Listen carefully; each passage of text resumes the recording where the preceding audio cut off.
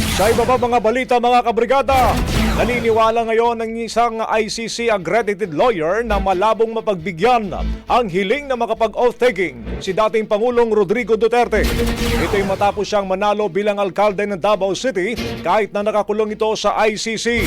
Ang sabi nito ni Interior Secretary John Vic Remulla, makikipag-coordinate sila sa ICC para makapagpanumpa rin ang dating Pangulo.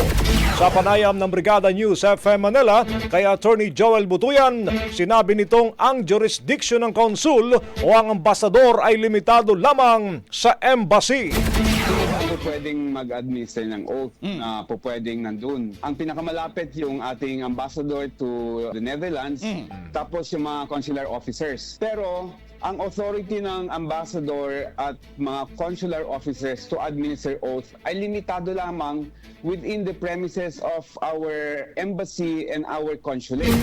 Ibig sabihin nito mga kabrigada, kung sa kulungan manunumpa si Duterte, hindi na bahagi ng Philippine soil.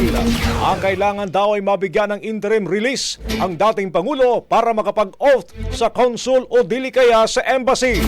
Ang kaso nga lang, malabo raw mapagbigyan ang interim release kung ito ay gagawing dahilan ng kanyang pansamantalang kalayaan. Tingin ko mahihirapan yan ng pagbibigyan ng ICC, no, dahil unang-una wala yan sa kanilang rules, wala sa Rome Statute, no, and wala rin yan sa mga karapatan ng akusado.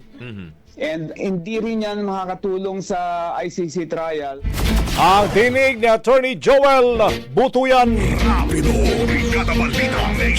Ang bahaging ito ay hatid sa atin ng Maxan Mangosteen Santon Coffee. Max Healthy, Max Sarap.